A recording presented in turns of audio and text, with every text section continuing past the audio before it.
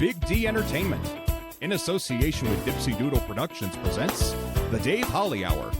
Brought to you by TJS Ceramic Studio, Serendipity Studio Gallery and Gifts, Chasers Food and Spirits, Excel Chiropractic, Quality Nails, Jesse Moffitt Entertainment, and the Sioux Falls Arts Council. The Dave Holly Hour features Sioux Empire arts and entertainment conversations. A true lover of arts, entertainment, good food, and fun times, including an occasional Jack Daniels. Okay, so a few Jack Daniels. Here he is, Dave Holly. Great to have you listening. I am a very fortunate man that has great family members. Family. Friends you hold near and dear that you consider family, and family members you consider friends. I am also very lucky to continue having amazingly talented people to continually make this show such a joy to put together every single week. Speaking of, later in the show, from Mighty Corson Art PLayers, director Ryan Howe. In just a few minutes, a conversation with Bill Ballard of Improv Falls. But first, let's pop the cork on this bubbly little show. Time to grab your favorite beverage, lift it high, and toast it to being Thursday, a.k.a. Weekend Eve. Hey, the weekend isn't around the corner, it's here! So long, hump day and your frumpy way. We say hello to Thursdays with opening nights. The weekend is near and we can see the bright lights. Yes, Thursday, you're so hearty, we can't wait for Friday, so a day early, we start the party. Whatever you're drinking it out of course, is going to be very well determined by where and when you have to be listening. For instance, my choice, as I put this together, a Jasper Newton, which is Jack Daniel's Diet Coke with a lime. Now, for you, could be a cup of coffee, spot of tea, glass of milk, bottle of water, mug of beer, a cocktail, glass of wine, flute of champagne. Whatever it is, lift it high and toast to our friend Mike Richards.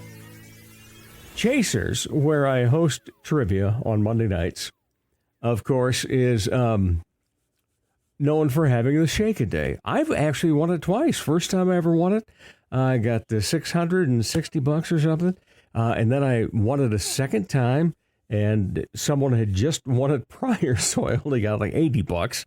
But still, it's fun, and when you hit it, it's great. Now, Mike has not done Shake-A-Day at Chasers ever before until Monday night, and after trivia, he decides to do it, and boom, 5 fives. He wins the big pot. He got somewhere around $1,000, and he was downright giddy. I mean, everybody in the bar knew when he got it. And, he's a grown man, but still, a little boy came out winning about $1,000. So, cheers to you, lucky ones. Honorable mention. Speaking of cheers, a word that ironically rhymes with beers, say cheers with a beer of your favorite cocktail at Chasers, West 12th Street and Ellis Road. Make sure you grab some great food while you're at it. Join us Monday nights at 7 for Dave Holly Hour Trivia at Chasers. The theme coming up next, Monday the 30th, not going to be there next week. Monday the 30th will be the monthly wild card game. So get ready for that. That's an opportunity for lots of people to win. What over the past week made Dave laugh, guffaw, chuckle, chortle, giggle, simply smile, or maybe even shed a tear of joy? Oh, it is my favorite time. Yes, Midtown Coffee Radio Hour is having a show tonight. A free show at 6:30 at McKinnon Park. We absolutely love putting it on. There is a slight chance of some showers maybe, but we're going to hold off, hopefully. Anyway, last year, the rain came for a little bit while we were setting up, and then almost delayed things, but we got it. We got it, and it was a blast to be performing there. So, Midtown Coffee Radio Hour is coming up tonight, 6:30 at McKinnon Park in the central part of Sioux Falls, just a hop, skip, and a jump from the Dipsy Doodle Productions studio. Later, I'll be talking about Mighty Corson Art PLayers with MCAP's Ryan Howe. In just a matter of minutes, we'll make it all up with Bill Ballard from Improv Falls on the Dave Holly Hour. Serendipity Studio in downtown Sioux Falls has a great selection of art from local and regional artists, including the owner's art. Yeah, Jason Fitzer is a photographer, specializes in landscapes and then, old vintage retro type buildings and so forth. His work is amazing, and I can tell you that from personal experience because I have 3 pieces of his work, 2 of which happen to hang here in the studio. So check out all the art Serendipity has showing. Serendipity Studio in the historic Shriver Square building, downtown Sioux Falls. Comedy magician and hypnotist Jesse Moffat's right. He can't play the piano, but he can sure entertain crowds with his amazing magic and clever quips. His shows always make the participants the stars, especially when they've fallen asleep on stage. They've been hypnotized. Are you the party planner in your group? Then you owe it to your group to make the event magical, even if it puts you to sleep. Here's how. For booking information, go to Jesse Moffitt Entertainment on Facebook. That's JESSEMOFFITT. Or call 605-929-0964. Ladies, when it's time to give your nails some love, get that extra special treatment from Quality Nails on South Minnesota Avenue in Sioux Falls. Manicures and pedicures that look great and make you feel fantastic. Zaya and Tony provide professional care for your hands and feet, whether you just want the basics or an extra special look with added flair. Oh, and guys, it's okay to treat yourself too. Quality Nails. Call for an appointment. 605-334-1463. Check out the new ceramic studio in Sioux Falls, conveniently located off Kiwanis Avenue on 5th Street. TJS Ceramics. Inside Oscar's Mini Storage. Bisque, studio time, painting parties, and finished items are available. Visit TJS Ceramic Studio in Sioux Falls today. Never met a meal you didn't like. Here he is, Dave Holly. Welcome back, everybody. Oh, yes, you know what I have to say, don't you? Because you're good listeners. You're followers of the Dave Holly Hour. And if you're not, go to Facebook, Dave Holly Hour. You can also find Dave Holly Hour on Instagram, and you can follow there. That way you kind of know of other things we're doing, some of the things coming up. And as well, you can always go to davehollyhour.com, and then there you can go to any episode out of these 247. Woo, that's a lot of episodes, but it's a lot of great conversations, too. And we add another new guest today, someone I've had a lot of time around in basements and on stages and wherever you could rehearse and have some fun. Yeah. Bill Ballard is with Improv Falls, but we go back, over a decade probably? Yeah, it's probably pretty darn close to that. Yeah. I was trying to think about that the other day, when we started doing Basement Dwellers. It can't believe that long ago, can it? I think it might even be more. Oh my gosh. That doesn't seem real to me. That's crazy. Yeah. Crazy. Yeah. So what got you into improv then? So I've been involved in theatrical sort of productions. I started in high school and in college. I did quite a bit of theatrical productions and just, had a passion for it. And Kim Bartling was actually my impetus for some of that too. Mm-hmm. So she actually convinced me that I needed to do it more. And so I got so involved in it in the college. And then, of course, after you graduate from college, there's just that immediate, okay, now life begins. I'm beyond your I have to be an adult. Yeah, I have to go make money somewhere. So, so life's kind of chugging along. And I just thought, gosh, I really need to get back into things. And so we started up with a company where Kim was trying to sort of teach theater classes to young kids. Mm-hmm. And so we did this one little bit of improv, and I'm like, gosh, I don't know if I've ever really done improv before. And I just like, all these kids are doing it and they're having a lot of fun with it. And I'm like, gosh, this seems like a lot of fun. Seems like something I should be able to do. I feel like it's kind of up my alley, but I feel pretty ill-equipped for it. So, but anyway, so then I just sort of like started looking into it. I'm like, I've known improv. I've known its existence. Right. I've just never been like, yeah, that's something I want to do.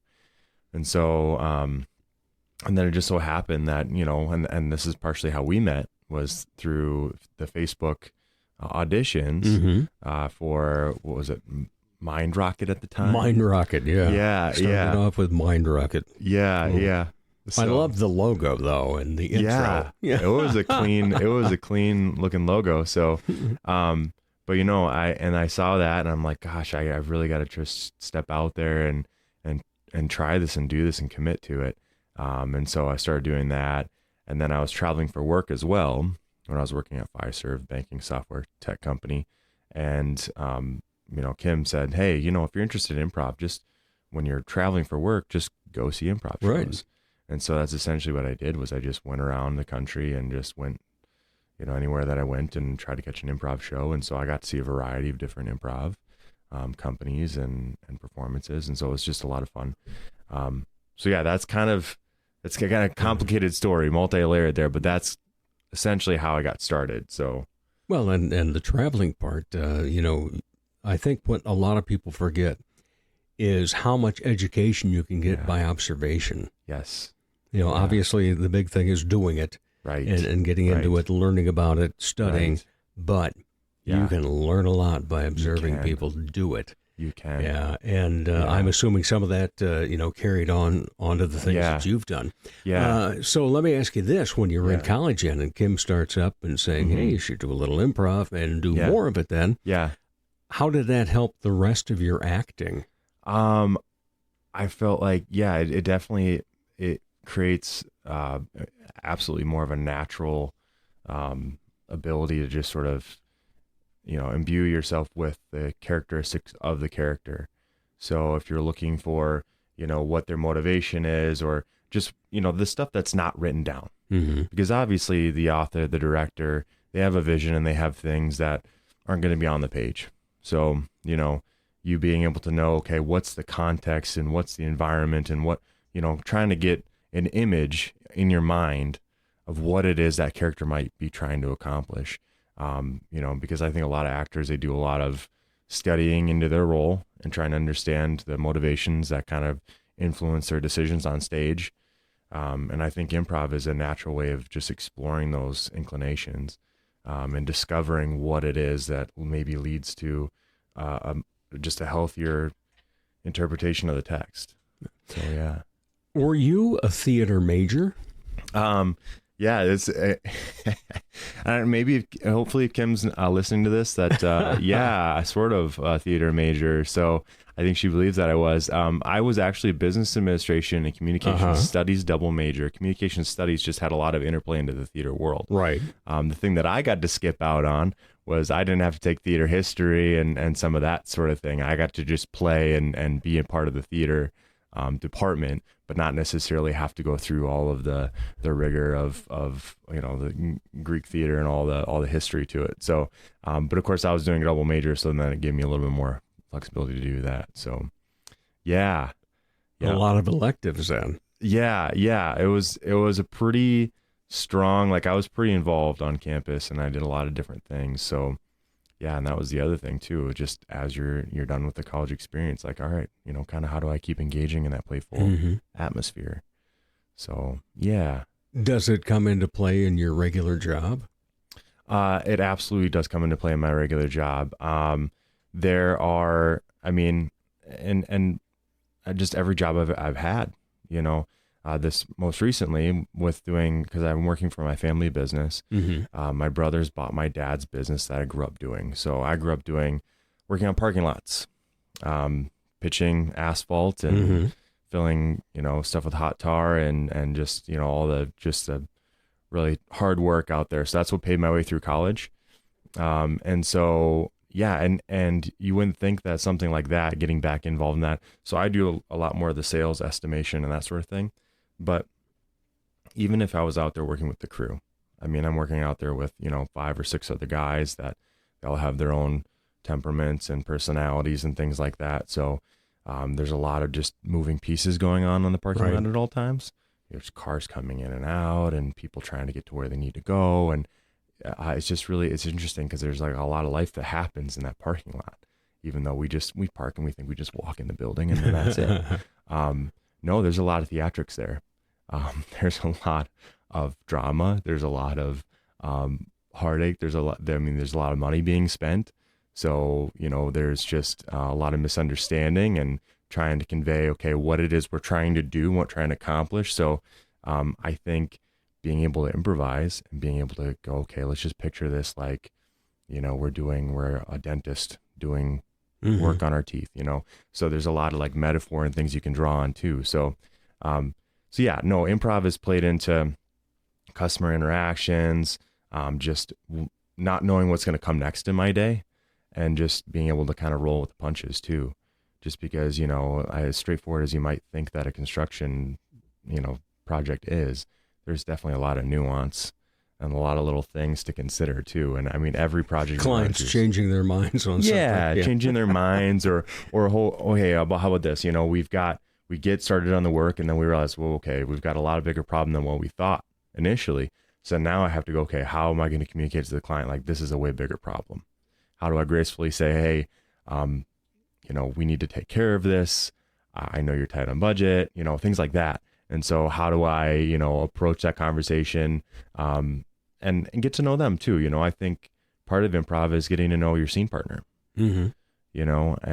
I think a lot, that's like got to be 99% of it, right? Is just being able to listen and understand and comprehend what they're trying to convey to you, because you can't respond as an improviser if you don't have a clear understanding of what the other person's bringing to the table. Yeah. So yeah, I guess I could go on for quite some time and all sorts of discussion on how it plays into my job, but yeah.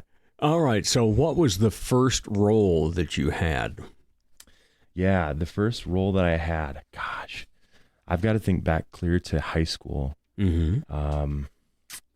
And I'm trying to think. I don't even know if I can recall. I feel like, so I was, an athlete in high school, and I was doing wrestling and football and track. And then in the spring, there was a spring play at Harrisburg. Harrisburg's much bigger theater program now, but when I started, there was, the one act in the spring play, and that's all they did. So I had the freedom to do the spring play my junior and senior year, and I'm just trying to think. I know one, I played a really nervous character. These were like plays that were just very, I don't even know if anyone would really know what they are. Uh-huh. I can't even remember the title of them myself. So, but yeah. I just sort of played a nervous character, like a nervous inventor in one of them. And I honestly can't even remember the next one. So, but yeah, I just liked the element of getting up there and just kind of, getting to experience the character and play a different role than myself. So, are you a good line memorizer? The stage manager might not agree with me. I think I'm pretty good.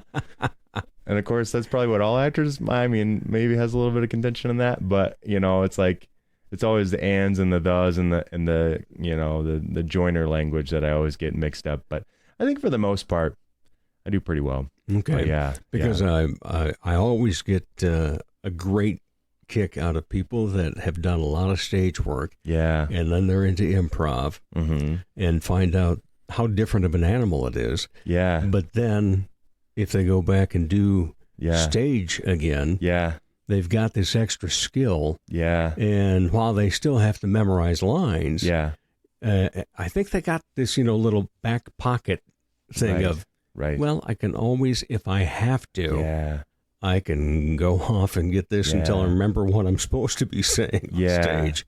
Exactly. And that's definitely important, because if you've got the essence of what the character is saying, is trying to convey, then you're gonna come back to it at some point. So all right, so you're in Improv Falls. You guys just started a new season with a back to school this past weekend. Wonderful show. In fact, My wife and I have been great attenders of Improv Falls basically since you started. And we both thought that was your best show yet as a troupe. It means a lot. Yeah, and it was so many things worked in so many great ways. Good. And you had a guest as well, Nathan Holtz, who can bring about anything to anything on stage. Yeah, he's so good. He's got an amazing talent to be able to do that. And, of course, Zach was the opener for the show as well. Mm-hmm. And then you could see him having lots of fun that night, kind of breaking characters on stage. But and everybody else it was such a great combination. And that has to be just a joy to be a part of. It is. And it's just, we spend a lot of time, and the fun thing about this season is we came into the season, we got a little bit of a workshop with a gentleman, Richard out of Chicago, who's done a lot of work in Second City and wrote for SNL and different things. And so he came in and he basically said, okay, we're going to break all this down. I'm really going to side coach you here. Because really what we want to try to do is if you're an MLB player, we're going to break down your swing in about 100, I don't know, 100 parts. I'm obviously not a baseball player, but how many ever parts there are to your swing. We're just going to get really specific and, we're really going to critique things. And then basically we're going to work that right brain, left brain. So by the time you get out on the stage, you're really working out of that, you're just naturally swinging for the ball. You're not sitting there thinking technically, okay, I need to position my feet here and grip the bat here, right. Whatever. You're getting out there and you're just hitting. So, so that was a lot of fun. So we really broke down, okay, step by step, how are we discovering what is in the scene rather than just inventing something. Mm-hmm. So, but yeah, so I think that's what's been really fun in the season is just coming in with a different mindset into it. And just making some really fun discoveries. Yeah, you guys basically have a show a month at the Icon, and then I know that you go out and you do some other shows next year, February, is it? You'll be part of Live and Local? Live and Local, yep. Awesome. Yep. Congratulations. That's a nice thing. It's exciting. So, we'll be doing that. We did it last year, and it went pretty well. It's been just a lot of fun. It's something that we really look forward to every month. And, we get together on a weekly basis and we rehearse together and things. And so that's just, it brings a lot of joy. And that's why we do what we do, right? Because we enjoy it, but just being able to share that with everyone and the audience just brings a whole lot of energy. And I don't think enough can be said about the audience, like what kind of energy the audience brings to our shows. Because I've, at this point, done quite a few different shows, and when we bring that audience brings that energy, everyone's just a little bit different, and that's what's exciting about it is you don't know what to expect from the improv, but you also don't know what to expect from your audience. So it's just so much fun. Yeah, and then you guys also do like corporate private parties and so forth, and Yep. So we've got a few of those lined up, and that keeps us busy through the winter months.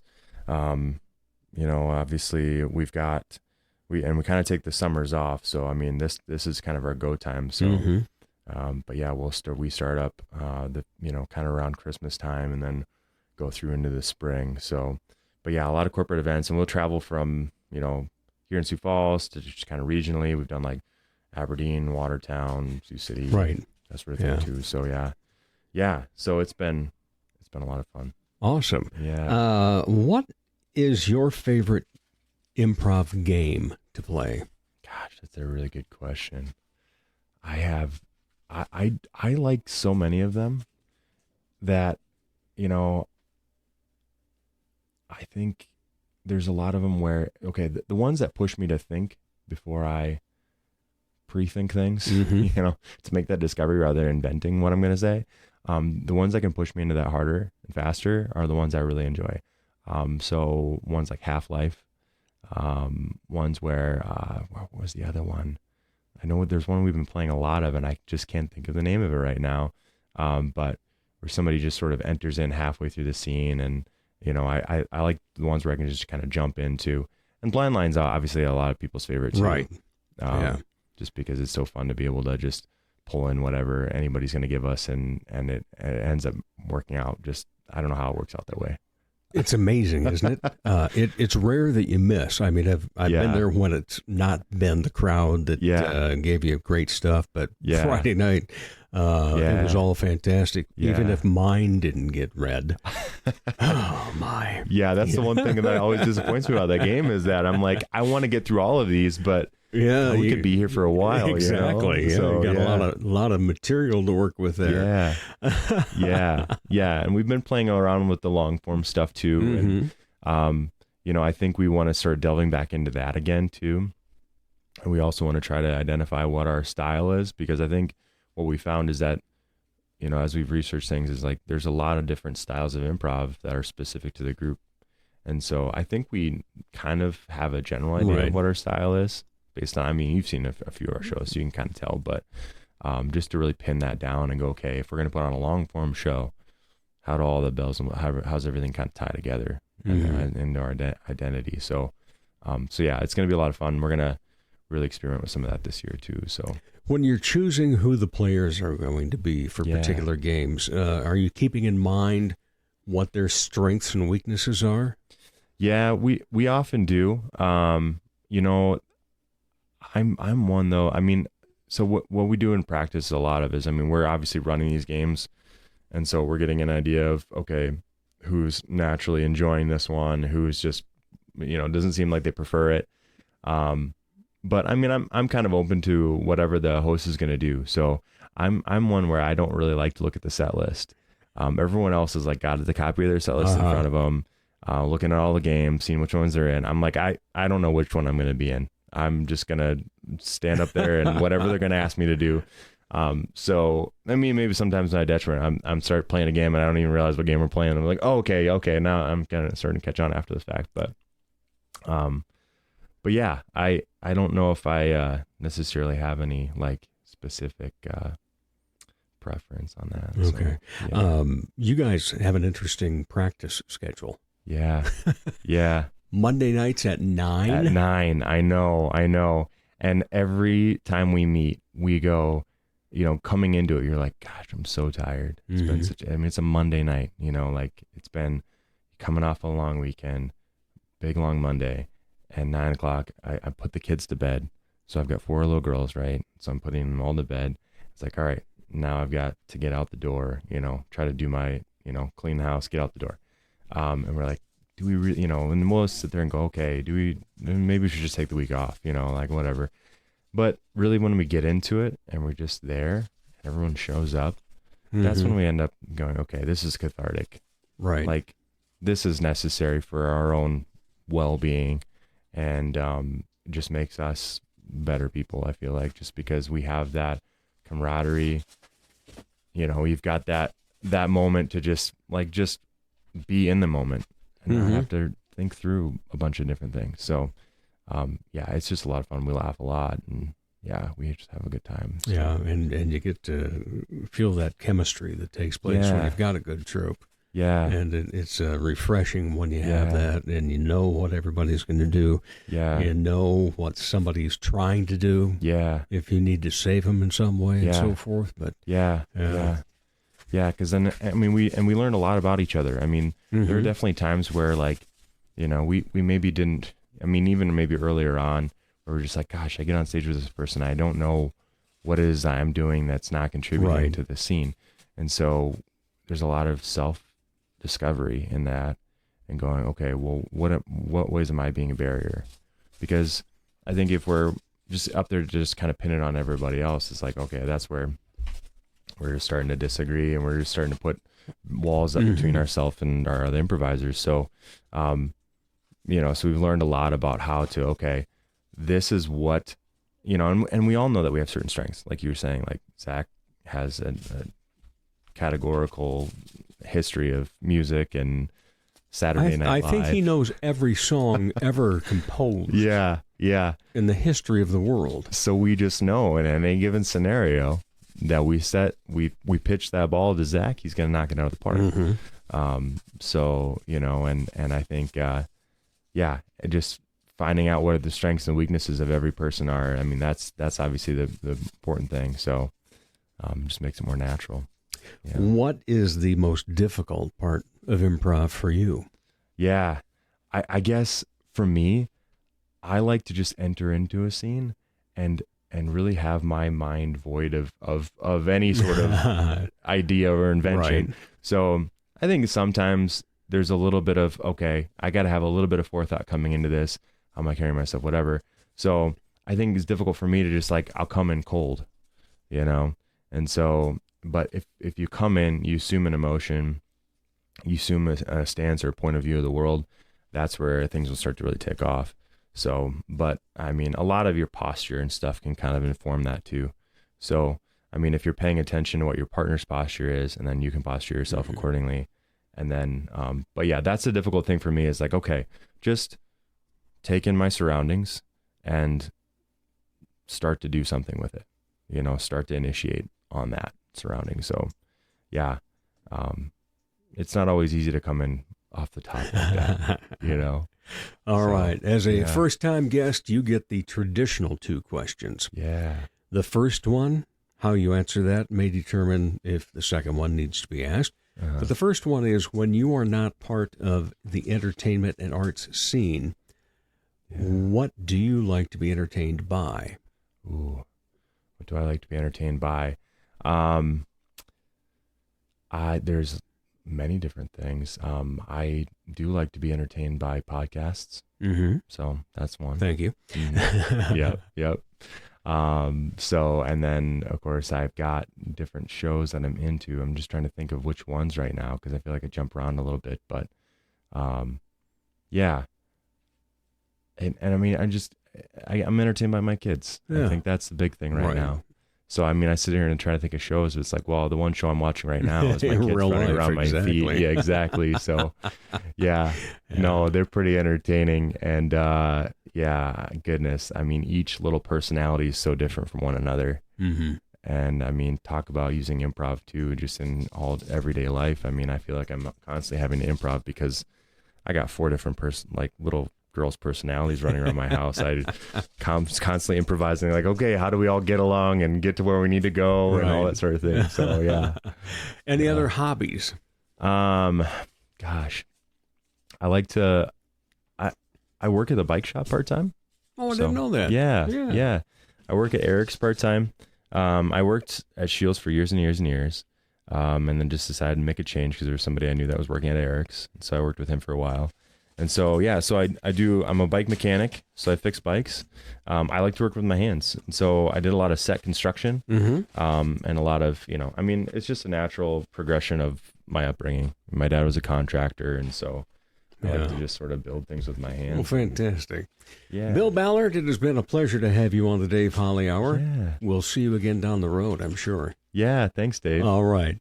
And we'll be back with more of the Dave Holly Hour in just a moment. Check out the new ceramic studio in Sioux Falls, conveniently located off Kiwanis Avenue on 5th Street. TJS Ceramics, inside Oscar's Mini Storage. We have thousands of classic vintage ceramic mold items and several new items, too. TJS Ceramics offers classes, special open studio nights, and completed ready-to-purchase items.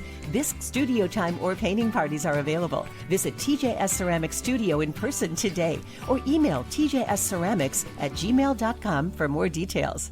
Dr. Perry Langston and Dr. Corey Tooney know excellence is in you. That's why they provide you with excellent care at XO Chiropractic, improving your overall health in spirit, body, mind, and will. Get results the natural way. Arrange a consultation, 605-332-9235 or xochiros.com. Excellent care for excellent people. XO Chiropractic, located at 4309 South Racket Drive in Sioux Falls. Are you an artist? Need some funding to further your art? There's a great opportunity for you through a Sioux Falls Arts Council program. The Artist Microgrant program gives away several microgrants to local artists, no matter what art discipline you're in. Unlike more traditional grants, a microgrant is very easy to apply for. Go to artssiouxfalls.org If you haven't done so yet, create a listing on the Artist Directory, which is beneficial in its own way. Then go to the Artist Microgrants page and apply online. The process is simple. Find out more about the Sioux Falls Arts Council as well online at artssiouxfalls.org.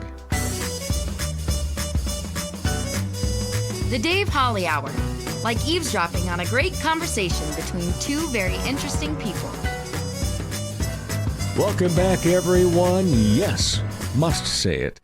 It is a pleasure to talk Sioux Empire Arts and Entertainment. Well, earlier we had a new guest. Now we have a returning guest from Mighty Corson Art PLayers, MCAP. It is Ryan Howe. Hello, and it's just too easy to say, how are you? It's been a while since I've gotten that. I suppose people go, oh, actually, he's got an E at the end. So I've heard a number of variations. There's been a lot of Howie. There's been Howe. There's been, no, pretty simple. Yeah, Howe. Yep. You ever get that one? Yep. Okay. Yeah, I think I actually got a Howe at a high school award ceremony. It was, I'm getting awarded. Yeah, I'm like, great, thank you. Oh, well, I tell you what, here it is. It's Thursday morning and all sorts of stuff going on once again in the Sioux Empire for arts and entertainment. But we're going to talk to you just a little bit earlier than we normally would because MCAP's season is going to start just a little bit later. You're going to be in October that you open. And but there's a special event going on this Saturday at the theater in Corson. And regrettably, it was just a year ago that we lost a very, very dear man, very talented man, very passionate man, when Brian lost his life in a car accident. But we've moved on. A lot of things have happened in between. We'll get to that. But first of all, just tell us about what's going to take place on Saturday. Yeah, we talked about it a lot at MCAP. We wanted to do something, but we didn't want it to be a real, stuffy sort of thing. Mm-hmm. He would have hated that. So I just ended up making a public Facebook event. But it's just a time to get together at the theater, to remember Brian, grab some drinks next door, hang out at the theater. Because he just loved that place so much. And we wanted to offer that space to people, to be in that space and come hang out. And this has been absolutely a challenging week. And I think that's going to be the case for a lot of people. Yeah. So, just to have something at the end of the week, a very emotionally charged week for people to just come and spend time together and celebrate and continue to grieve and all that sort of thing. And what time does it get underway then? Yeah, we'll be starting around 5, and then whenever people leave, I have I have a couple people that are planning on camping out the whole night because we have a board meeting the next morning. Oh, well, that works too, doesn't it? Yeah. But in terms of remembering him, one of the things you just said, people can still grieve, because we do. Yeah. And I've always heard it, you'll never get over it. You have to get past it. Do you feel you've gotten past it? No. No, certainly not. Brian was one of those one-of-a-kind individuals, and I've been certainly blessed to have a number of terrific theater mentors in my life. But Brian was so much more than that. I've said time and again, he took care of me better than I took care of myself most of the time. And it's been difficult. It really has been, impossible shoes to fill, but then taking on the role of, president of the Mighty Corson Art PLayers, it's hard not to be changed by that. And certainly what I struggle with a lot is, those relationships that you have, and then you have a traumatic event like that, and then roles change and your life changes, and then it's challenging sometimes to put into words, right? Yeah. Just how much everything changes when one person that was so integral to your life is not there anymore. Well, the last conversation I had with him, he was sitting right where you are. and he took a selfie picture of us, as he did every time. Mm-hmm. And I end up going past that at least once a week when I'm looking in photos for different things to reference for promotional stuff. And there's that big grin, just that huge smile, and so happy that the last thing that we said to each other when he left was, "I love you." And I will always have that memory, and it was just so strong. But, it's tough to get past losing that guy. Yeah, more so than probably others. It's funny you mentioned the last thing, last conversation you had. The last real big interaction we had was Claire Donaldson, the new play festival at Augie last year, and we've been, very blessed to have been a part of that the past couple times. And it was also my birthday weekend, so as usual, spent my entire birthday in the theater, and we each had a short play that we directed, and afterwards we went out for drinks. He forgot his wallet, so I had to buy my own birthday drinks, and then he just wrote me a check right there. But BYOBD, buy your own birthday drinks. Yes. But we got to dissecting all the shows and talking about, the choices that we made in our shows that worked and didn't work. And he was a little upset because he kind of made it a point every year to win, and he felt strongly that I had the best play that year. And so, there was overtook the mentor a little bit. And so I carry that with me a lot, that really the last big interaction that we had together was just him being overwhelmingly proud of, the work that we had both done, but the work that he had helped me to achieve. Yeah. One of the things that has taken place in the past year then is that MCAP, along with Old Town Dinner Theater down in Worthing, have become part of the awards for Sioux Falls Stage. Mm-hmm. And he was named Best Director posthumously. When you got up there on stage, what were you thinking when you and Emily went up there to accept the award? Yeah, well, regrettably, I couldn't be there that night. I had a Bare Bodkins performance. That's right. Excuse me. Logan was there. Logan was there. Yeah. But I think. What were you thinking when you heard it then? Yeah.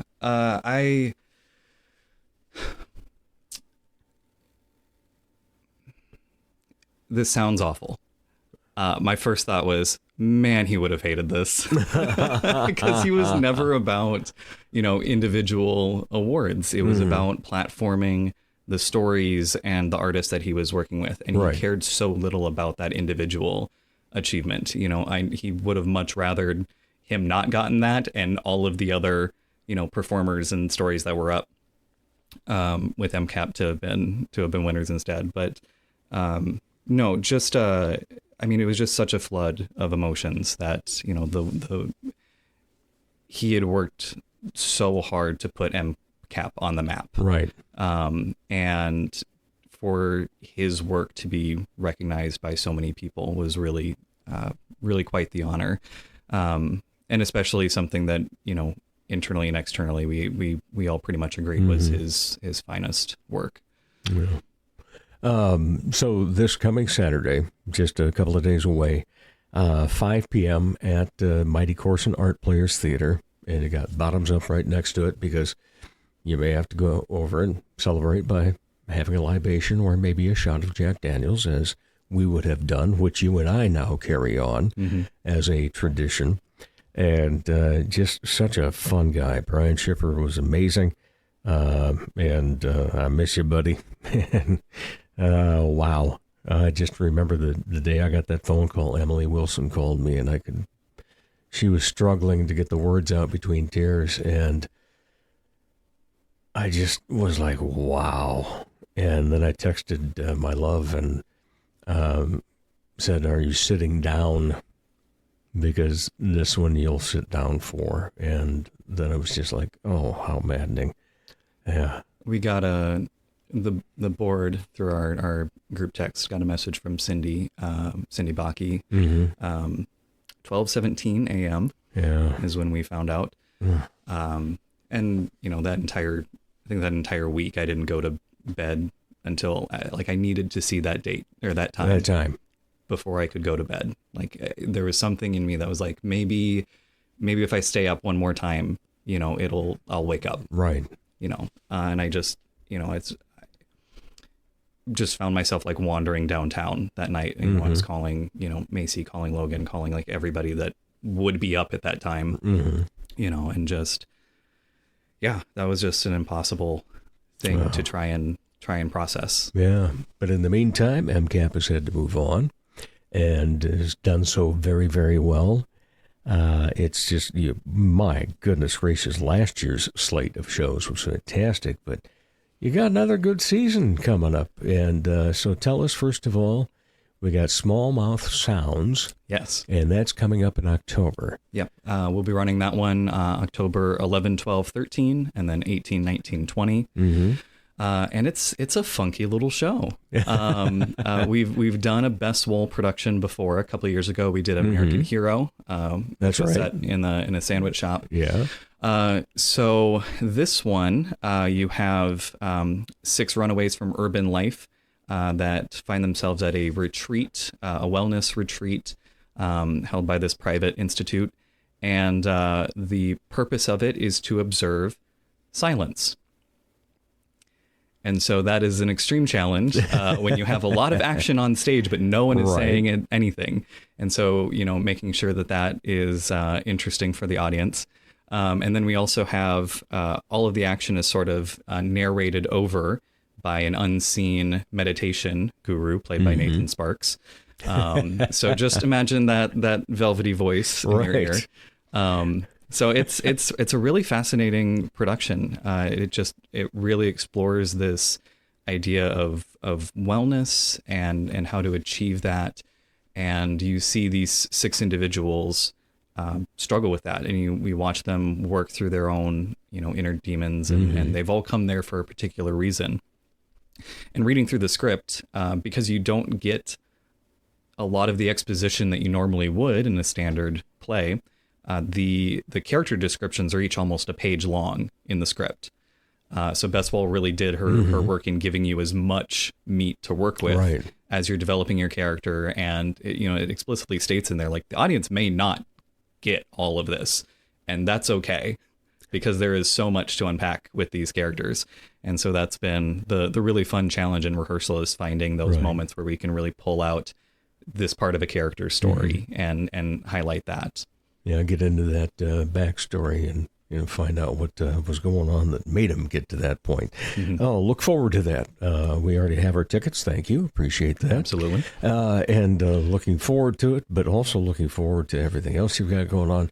What's our holiday show this year? Yeah, our holiday show this year is a Sherlock Carol. It is sort of a literary mashup. It's Sherlock Holmes investigating the death of Ebenezer Scrooge.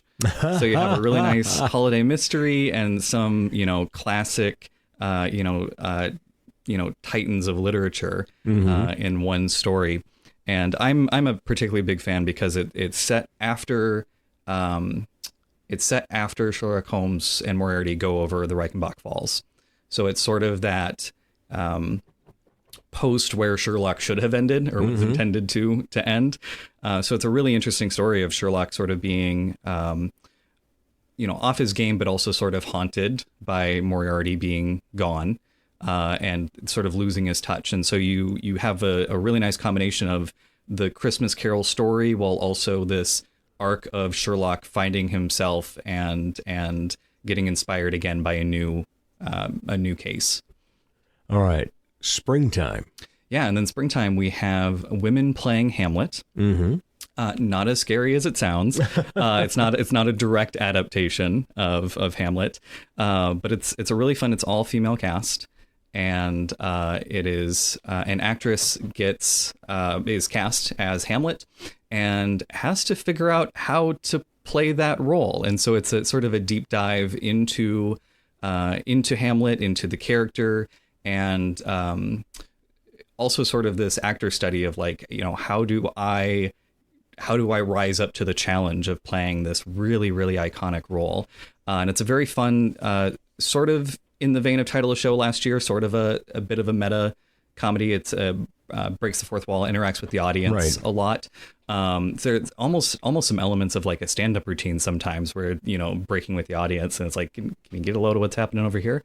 So that'll be a really fun comedy to close out our season. We're really looking forward to that. All right. Season tickets still available? Absolutely. Yeah. Yes. And, we've updated our ticket software this year. So hopefully for most people, I think it's been a bit of an easier process because you can go just right to our page, mightycorson.com/box office, right there to access our tickets. And season tickets are also available there as well. So that's just been a really nice improvement, I think, to our process, making it easier than ever for people to access. All right. And single tickets are on sale right now for yes, absolutely. Small Mall Sounds. Yes. Okay, perfect. Price of getting 3 shows. The price of getting just 3 shows at the Mighty Corson Art PLayers is $60. $20 a seat. Man. I know. That's awesome. It's been really nice. Yeah.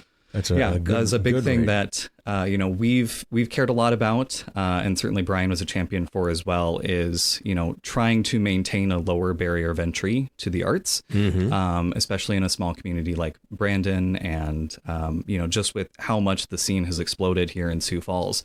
Making sure that people have a more affordable option to come see really great entertainment.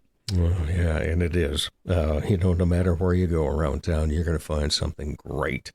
Is that surprising to you? I mean, we've had, this is season 42? Yeah. Okay, so 42 years for you guys. Old Town's been doing it quite a while.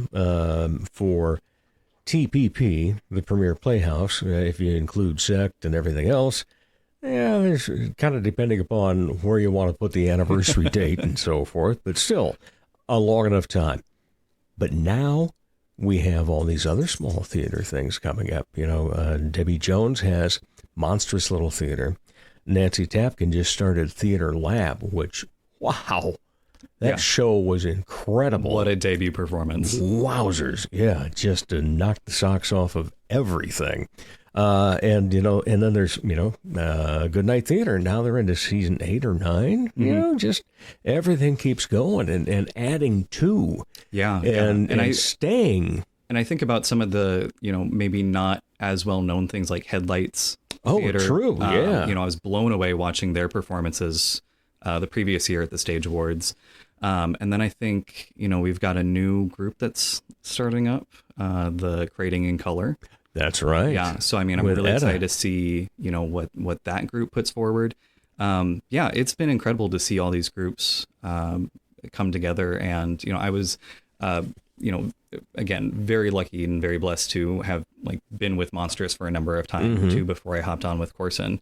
So, that's always a company that, even though I'm no longer a part of it, always holds a special place in my heart, because I think they do absolutely incredible work. And I'm really excited for their next show too. I'm really bummed that I can't be a part of it. I love Duncan McMillan. But yeah, it's just every year there's more and more to be excited about. And that's a great thing for our community. What are you specifically excited about in what the arts is bringing? I think it's the variety in storytelling. And I think everybody is sort of carved out their niche, but people are I think we're getting to a place where we're all getting more comfortable telling the stories we want to tell, and not as much thinking about the bottom line. Right. That's an unfortunate thing about working in the arts, is you do have to think about, is this going to make money so we can do more cool stuff? But I think with that, we've seen a lot of big risks taken by every company. Yeah. I think about, Premiere with Hair is a huge risk as a community theater, and I was blown away by that. It's very rare that I can just turn my brain off and really just enjoy something, and I enjoyed that immensely. And then with the startups, especially Nancy with Theater Lab, another avenue for some really sort of gritty storytelling. Other Desert Cities is one of my favorite shows, and it has been for years. And I texted Nancy immediately, like, you sniped this one from me. So I think that's just the exciting thing is the community is getting bolder. It's expanding the stories that we're telling, and that can only raise the artistic literacy of our audiences. And I think we have a duty to challenge our audiences to think a little bit outside the box when it comes to performance.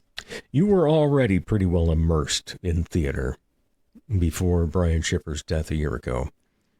You pretty well just kind of moved into the spot that he was in. A little bit. Yeah. What has that all been like for you? Overwhelming.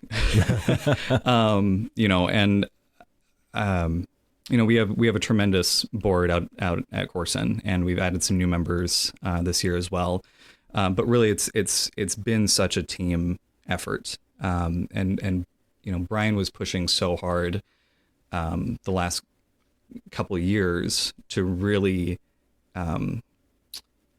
delegate and push people to own their own portions of the business part of it, because he wanted to spend more time with Jonas. Mm-hmm. And that he did I don't know how we balanced everything. I still don't. There's sometimes, I'm in the middle of directing Small Mouth Sounds, and it's like, well, I've got advertising things to figure out, right, and marketing things and this and that. And so, it's challenged me a ton for my communication and delegation out to the other board members, and remembering that, no, you don't have to do all of it. Right. I have an incredible support structure out there, and people who are so experienced and have so many connections that I don't have. And so I find myself leaning on them more and more all the time. But it's a full-time job, yeah.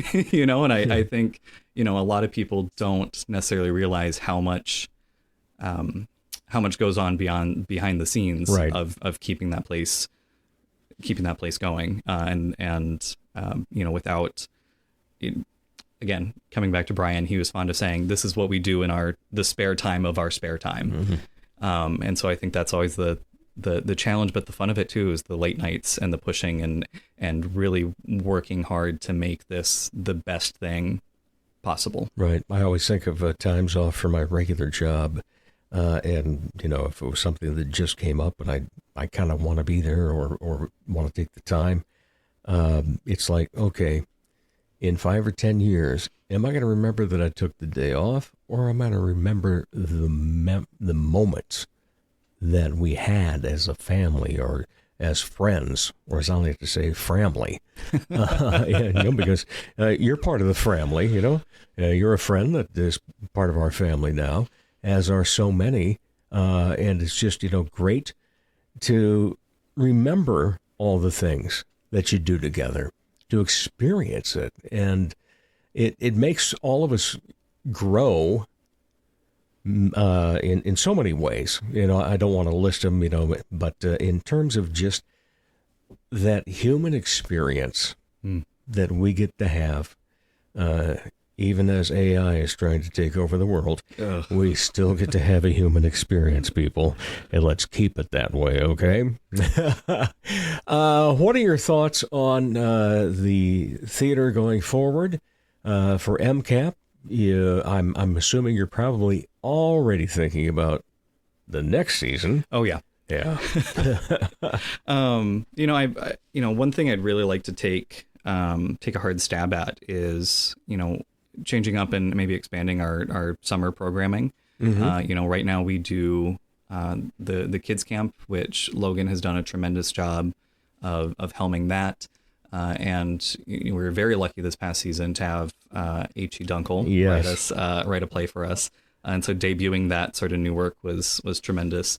But that's always a tricky spot because the summer is sort of our rest and recharge period. But there's also not a ton going on. So I want to do some new cool stuff in the summer as well. So I think that's always a little bit of a push and pull for me is do I take the break or do I take the break and do something extra fun? Because I've been thinking of it lately. It's like, we have this new season of theater coming out right now. And in theory, it has an end, either late March or early June. And there's supposed to be that, but everybody's got camps. There's different workshops you can take and so forth. And it's just, there's no time off anymore. No, for it really isn't. Yeah, so... Yeah, take the break or take the break. Yeah, well, and that's what Bear Bodkins has been for me the past couple of years. True. It's that's always a big risk too, because I was like, well, God, there's a lot of things I want to get done for MCAP this year, but also I just really miss acting. This is like the one acting thing I get to do a year. I want to go audition for that and see if I can hang out with Jana and some of the Augie peeps and have good fun with that too. See, there's yet another group that just is phenomenal. I love them so much. It's offering free theater to the community is one thing, but then again, offering Shakespeare and some of that classic theater to people and giving them, a somewhat authentic experience, minus the trains and planes and automobiles. It's just, it's great. I love it. And I love too that, we have a lot of Shakespeare coming up now as well. There's Midsummer premiere, and then then Augie's doing Macbeth this fall. So it's just the more people we get excited in Shakespeare, the better. All right. Well, we're excited for everything that's happening at MCAP. And again, this Saturday at 5:00, just a nice little get together to remember Brian Shipper. And then in October, we get going with season 42 for MCAP. And so thankful, despite the tragedy, so thankful everything has continued, and just pleased and proud of all of you as to how that has taken place. All right. You are a returning guest, so you no longer get the what would you be doing if you weren't in the arts and entertainment scene. So what is Ryan... I almost said Brian. What is Ryan Howe's word for this year? My word for the year. Yeah. What's the mantra?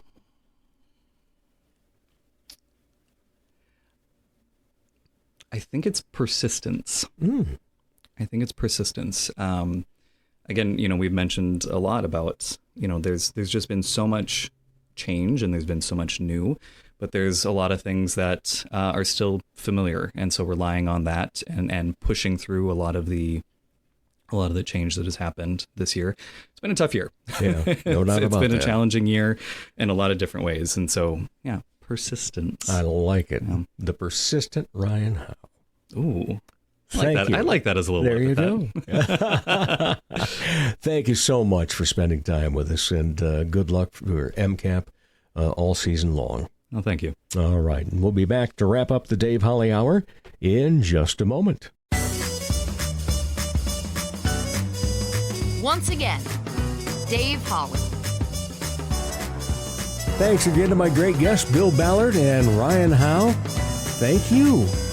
Thank you for all the regular and new listeners that we get alike. All the downloads, likes, shares, all makes a difference. Never miss an episode. All 247 are online at davehollyhour.com. As the Sioux Falls Arts Council says, together we art. As Arts South Dakota says, home is where the art is. As I say, put some art in your heart. Remember, my name is Dave Holly, and for me, every day is a holiday. The Dave Holly Hour has been brought to you by TJS Ceramic Studio, Serendipity Studio Gallery and Gifts, Chasers Food and Spirits, XL Chiropractic, Quality Nails, Jesse Moffitt Entertainment, and the Sioux Falls Arts Council. If you would like to contribute to the continued success of this podcast, simply buy Dave a cup of coffee. Go to davehollyhour.com and click on the coffee cup icon. Don't forget to stay up to date on the show by following on Instagram and Facebook. The Dave Holly Hour is produced in the Dipsy Doodle Studios by Big D Entertainment. Thanks for listening.